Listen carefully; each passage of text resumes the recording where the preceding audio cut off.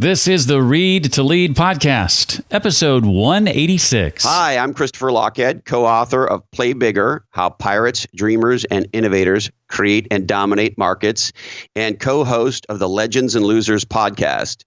If you want to play bigger, be sure and include this show as part of your weekly routine.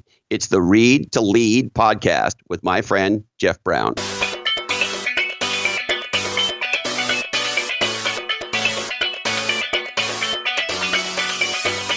When we're in an organization that has dysfunction or politics, nobody wants it, everybody hates it, and almost nobody sees how we're all inadvertently and involuntarily perpetuating the system.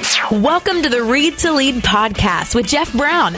Jeff believes that if you desire to achieve true success in business and in life, then consistent and intentional reading is a must. The Read to Lead podcast will not only help you narrow this ever-important reading list, but also bring you key insights and valuable feedback from some of today's most successful and inspiring authors. And now, here's Jeff. Hi, and welcome once again to the podcast that's dedicated to your personal and professional growth. The topic of leadership is, of course, always central to our discussion, and that is indeed the case today, as in a moment, you and I are going to be joined by a guy named Shayne Hughes. He's the co-author of a book called Ego-Free Leadership, Ending the Unconscious Habits that Hijack Your Business. I'll be asking Shayne to share about his thoughts on our preoccupation with self-worth, the power that empathy and vulnerability can bring to the workplace, how events from our childhood impact behavioral patterns that then impact the course of our life, and plenty more. You know, yesterday I sent out an email to my list marking last night at 11:59 Central Time the deadline to let me know about your desire to submit an application to my new Mastermind Group launching in November. And it occurred to me as I was putting the finishing touches on this episode that I haven't mentioned it at all on the podcast. So maybe I better do that before I stop taking applications. So here's the deal. Those on my email list have got a bit of a head start on you, but all you need to do is send me an email and let me know you desire to fill out an application to be a part of my new exclusive mastermind group launching next month. Send that email to jeff@readtoleadpodcast.com and just put mastermind in the subject line.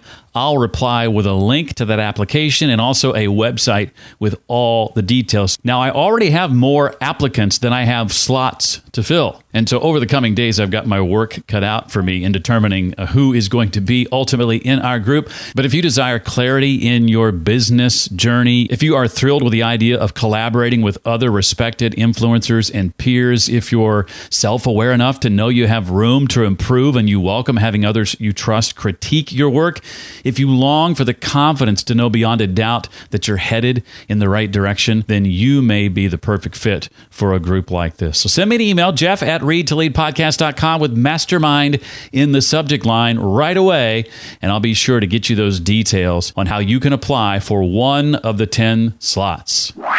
Shayne Hughes is president of Learning as Leadership, a cultural change and leadership development firm serving the private and public sectors. His expertise in creating cultures of open communication and collaboration has helped lead to substantial improvements in organization and personal performance for clients like Fairchild Semiconductor, NASA, Shell Oil, a whole lot of others. His writing has been published in a number of publications, including Forbes and Chief Executive Magazine, and he blogs for the Huffington Post, by the way. His latest book, co-written with Brandon Black, is called Ego-Free Leadership, Ending the Unconscious Habits that Hijack Our Business. Shayne, it's a pleasure. Welcome officially to the Read to Lead podcast. It's great to be here. Thank you.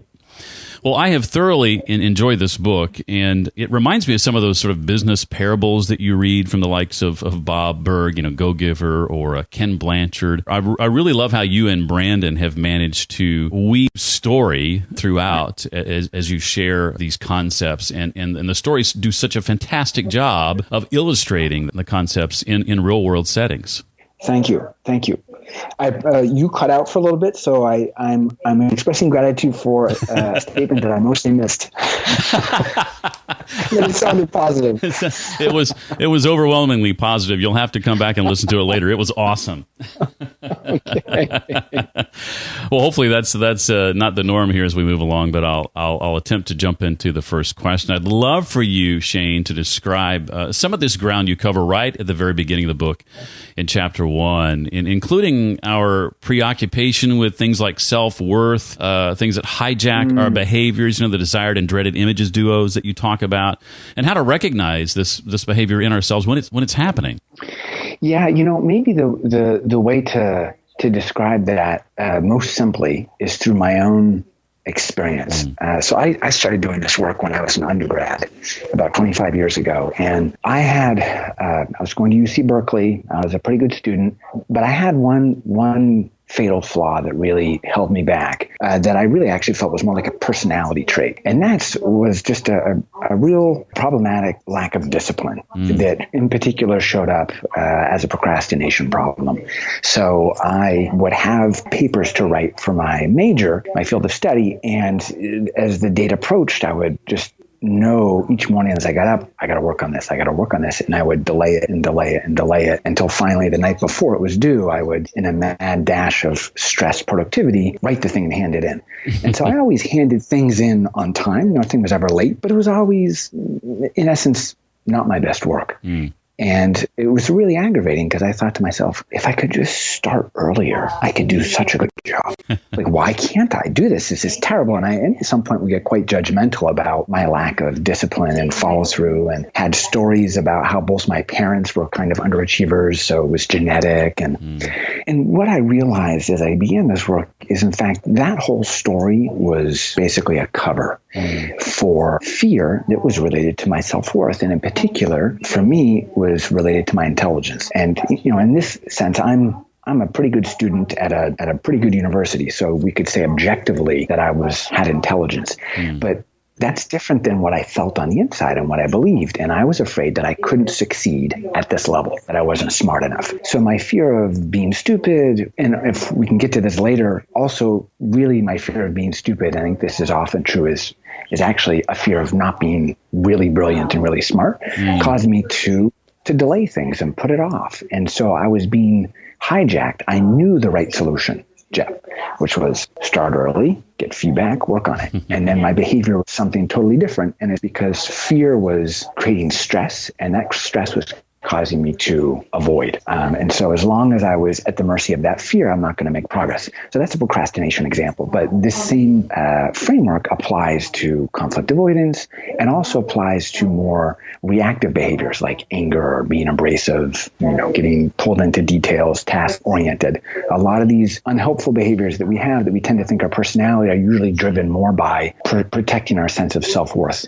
in one way or another. You talked about personality, and I've often taken solace, I think, as many of us do, is that, well, that's something that's just part of our personality and can't be changed. Right. But these behaviors have been learned, and as you assert in the book, therefore they can be unlearned, right? Absolutely.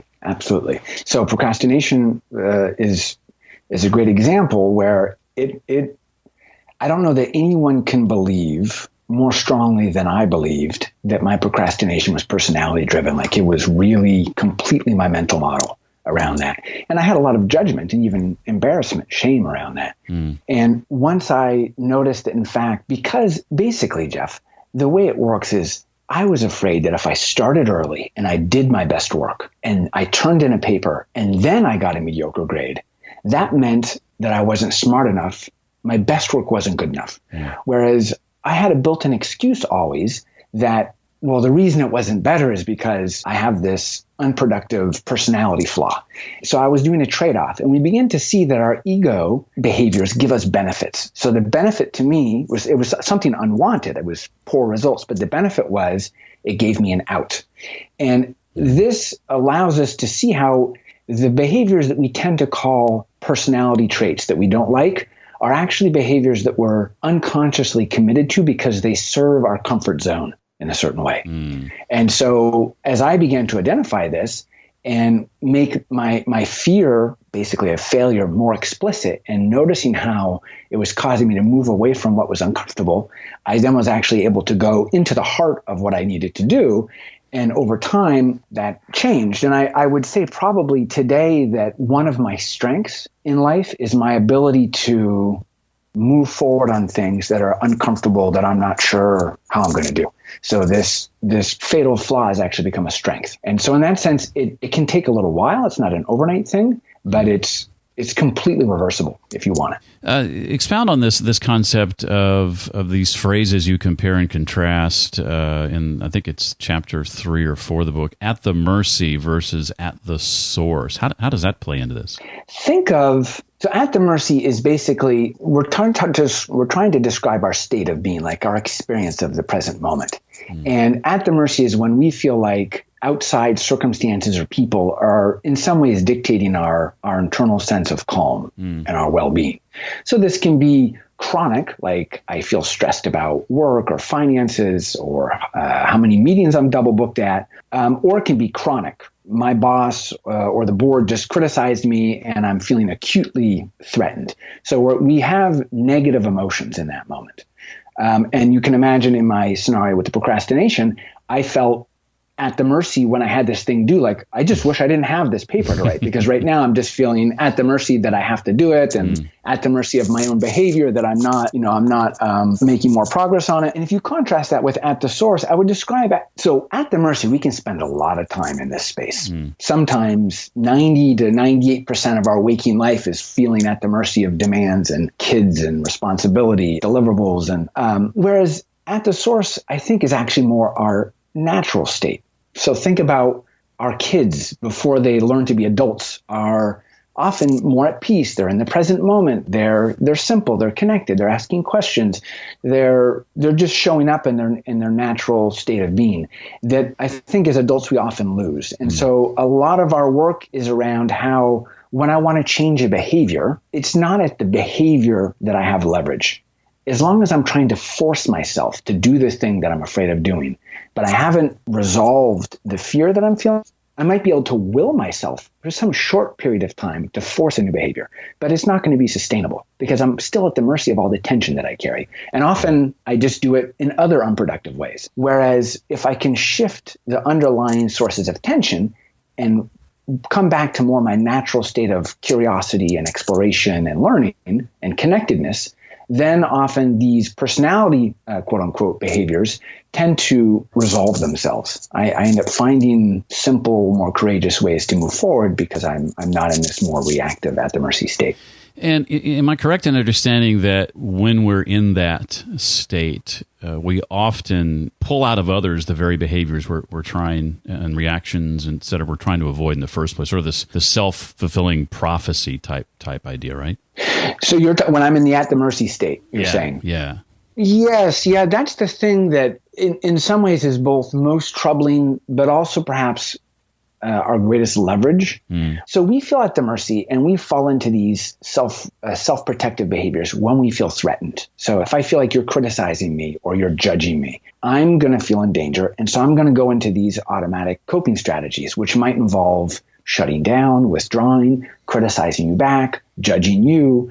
And if you think about these behaviors, we don't operate in a vacuum. So they affect other people. So if you and I work together and I'm feeling judged by you, and then I start judging you and then talking to my other colleagues about how Jeff is this way and he's that way because it makes me feel better. What I don't see is that you start feeling the effect of that. You start feeling like, well, Shayne's after me and he's critical of me and he's judging me, and that makes you feel more in danger. And so what do? You criticize me back and judge me more because now you think I've got an agenda against you. And this is how we get into unconscious spirals with other people. And this happens both in a one-on-one way. So two people who don't get along, who sort of get off on the wrong foot, if they don't clean it up, it can go downwards. And it also really happens in organizations between departments. So if you and I both lead teams that are, let's say, on opposite sides of a matrix, if you and I start getting out of whack with each other, we're liable to also talk to our respective teams about how the other person is this way or that way. And that begins to build up more of an us versus them dynamic. And I think what we see here is that when we're in an organization that has dysfunction or politics or turf wars, nobody wants it. Everybody hates it. Everybody feels like it's the other guy who's behaving improperly. And almost nobody sees how we're all inadvertently and involuntarily perpetuating the system. And so we're caught in a web that everyone would like out of. It's always the other team's fault. Always. Yeah. And we kind of laugh about it. And from the outside, we say, oh, yeah, we always think it's the other team's fault. But when I'm in it, it really feels like the other team's fault. Yeah. I got a lot of data that back me up. Trust me, I've been there. Been both sides of that. Well, Shayne, if you would, what has your experience taught you? And I thought there were some great examples of this in the book. What have your experiences taught you about the power of empathy and vulnerability in these work relationships? Well, I think it's very related to what we're talking about. So when the reversal here, Jeff, is that when I feel in danger, when any of us feels in danger, most of our coping strategies and self-protective strategies, as we just discussed, end up generating threat for other people. So we trade threats back and forth unconsciously. And that just escalates until someone stops the cycle. And empathy and vulnerability are two of the most powerful ways to stop this cycle. So empathy is putting myself in the other person's shoes. So in our hypothetical scenario earlier, when you're judging me, instead of going, oh, Jeff is this way, I think, oh, he's a little defensive and aggravated there. What might be going on for him? There's probably some vulnerability he's feeling. And so for me to actually not involuntarily continue my cycle of reaction, but instead to actually see behind how the other person is visibly behaving and trying to understand what might be their feelings of vulnerability or insecurity that's behind that, so that I'm seeing behind the appearances to the underlying root cause for the other person. And similarly, when I'm feeling threatened, I can act out my self-protective behaviors, which make me feel momentarily protected, but in fact cause this long tail of dysfunction. Or I can, through self-awareness, be able to identify, oh, right now I'm feeling like you're judging me as incompetent, or I'm feeling like I'm failing, or I'm feeling judged, and in fact express that. And the expression of that feels very vulnerable. It in particular feels vulnerable with colleagues or with teams where there's low trust. But in fact, it is the thing that begins to make the environment safe for other people to admit their vulnerability. And so vulnerability really is an act of courage that shifts the context from one of threat to one of safety and trust. And empathy is seeing that vulnerability in other people and then responding in ways that makes it safe for the other person to take that step of courage. And so the two really work in tandem in a very powerful way. Would you say your work with the company outlined in the book, I think, is it Encore Capital? Encore Capital, yeah. I wanted to say Empire Capital for some reason. I knew that wasn't right. Would you say your work with them has been some of your most rewarding? It was a very inspiring story. I felt very connected to the people on the team. There were definitely moments where it was bumpy and challenging. They're in the debt collection industry, so initially I had some reservations about working with them. And then in the end, I actually found it incredibly inspiring, because this was a business that is an industry that it's just very easy to judge as ill-intended and predatory. And they were really creating a culture where they were teaching people to actually care about the consumer and to have a goal for other people. Because the people that are in the debt collection system, they're trapped in something they don't know how to get out of. And if I'm a collector, I can just be with, well, how do I get more water out of this stone? Or I can be with, how do I help this person get back on their feet? And those two intentions caused me to see the consumer and lead from a very different starting point. And I'm not saying that Encore was perfect in their work in all of this, but nonetheless, it goes to the heart of how in everything that we do, we can have an intention for something broader than ourselves, or have an intention that's more around our self-worth. And up until now, we've been talking about self-worth very much as it's related to me and my behavior, but the goals that we take really matter. And so we can have what we call a noble goal, or a goal that's larger than myself in any situation. So I would say in that sense, it was a very inspiring journey. I suppose to really respond, like what's most rewarding to me, maybe the thing that I would just add is that I came to this work for very personal reasons, because I had a lot of emotional distress and dissatisfaction in my life because my ego was so disruptive in my behaviors. Procrastination was but one of several things that were really not working for me. And I realized as I started this work that I was creating a lot of pain for myself and for other people through these behaviors. And I think what's most rewarding for me is not actually when an organization has a big breakthrough or performance enhancements like what is described in the book, but sometimes when people make shifts in their relationship with their children or their spouse or partner, because that's often what's most precious for people and therefore what's most painful when there's disconnection. How would you say working on your ego is the highest act of leadership in your view? Why is this one of the most important things we can do in regard to our leadership skills and our leadership future? So I and all of us at Learning as Leadership, we came up with this statement together, and I think it's really connected to several things. One, think about bosses you've had or colleagues you've had where you felt that they were really driven by their ego or were self-interested or, just out for themselves. Like it really creates a sense of disconnection and distrust and, second guessing. And by the way, they probably were no worse actually than you or I are. They just happen to do things that really pushed on our buttons, but I've got my own set of things. And so when any one of us is caught up, none of us wakes up in the morning wanting to go to work or into our life being driven by this, but it unconsciously drives the ship most of the time.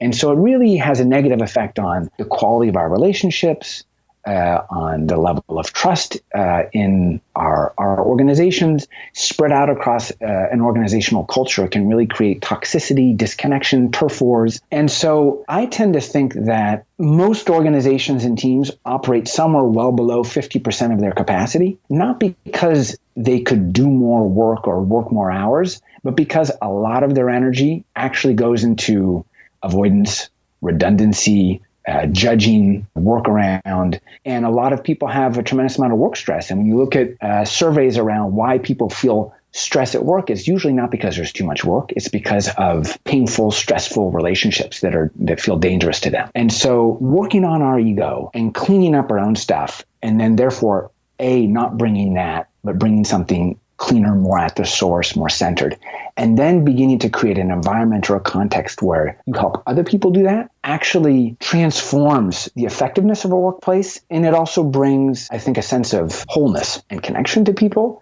that is way more precious than a paycheck because people spend a lot of time at work. And so we believe, and I believe it's really our highest leverage as leaders.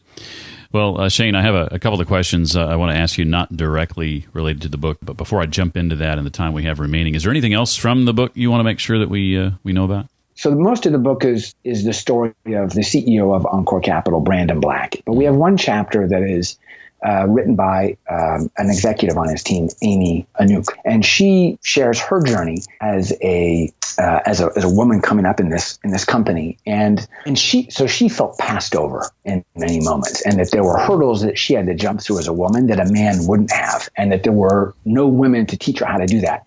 And it was during our time that we were working there that Brandon and she finally began to talk about some of these dynamics, because he on his end thought that she was just a rising star who was, had a straight to the top trajectory. And there was a real disconnect between his view and her view. And we delve into this challenge of being a woman and or a minority in a white male dominated workplace, and the difficulty of trying to dissect what's going on there and what happens, and also really the challenge of talking about it. Because for Amy to bring that up, it's a very delicate dance for Brandon to not hear, well, you're just saying that I'm a sexist or I passed you over. And I think that Amy just did an amazing job of sorting out in her own process what is perception and judgments versus what really is my path and what's holding her back, what she called her inner glass ceiling. And then also modeling how to how to put these issues on the table in a productive, generative way. And so that chapter was very meaningful for me. So I just wanted to say that we're not experts in that domain, but I think that this whole work on the ego and self-worth can really hijack the dialogues that we all have together around some of the more taboo or touchy topics in the workplace. I really loved how you approached that chapter in it's chapter 7, I think. We Can't Talk About That, I believe is the name of it. One of my favorite chapters from the book, so I'm glad you brought that up. Well, I want you to think, Shayne, if you can, about some of the books you've read over the years that have had a real impact on you, those titles that you come back to again and again as having impacted your career and impacted your life. What would you say those are? 2 pretty different books come to mind. One is a book that's had a lot of press, I think, especially under Obama, and that was Doris Goodwin's Team of Rivals.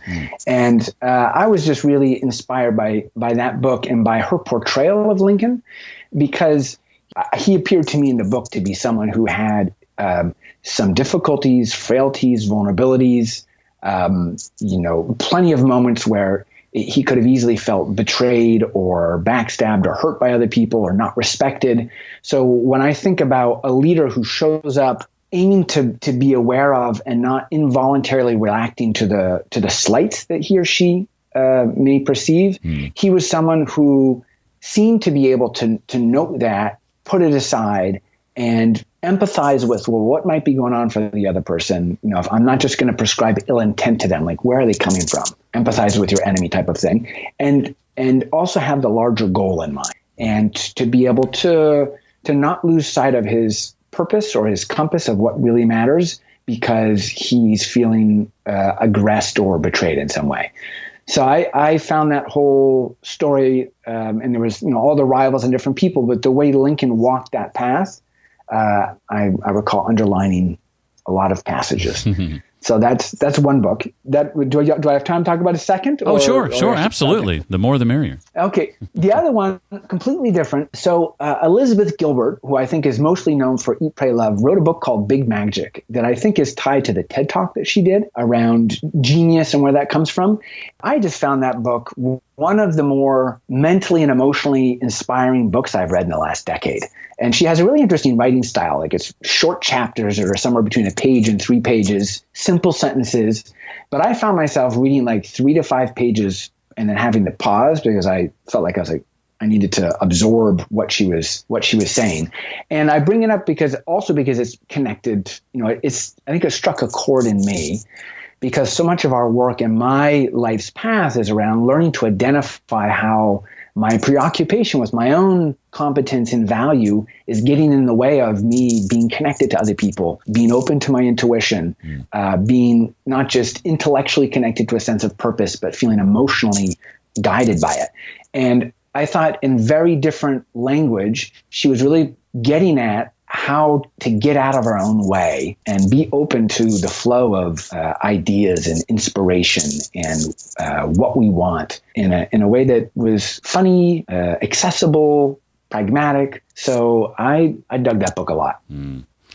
Well, I know your book has been out for 6 or 7 months now. I'd love to know what, if anything, that you and your team are working on now that you're excited about or able to talk about. The recent development that we were excited about is that the audiobook just came out, I think, in the last week or two.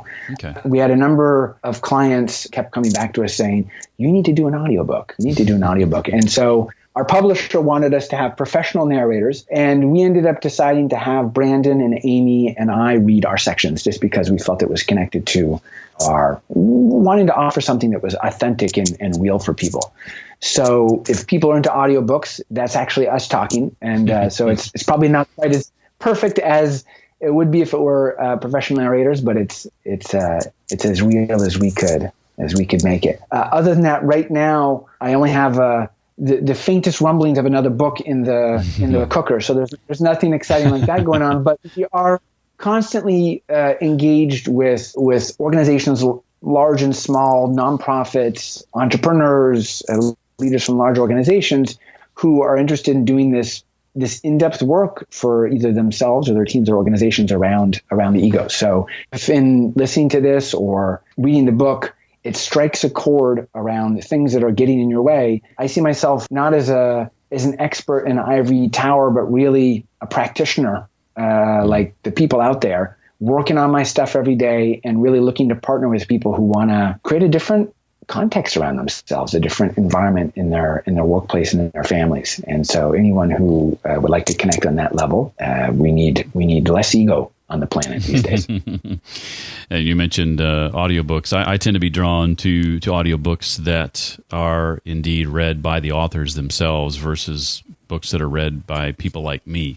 So I commend you for pushing back on that and insisting on reading the book yourselves. I think that's great.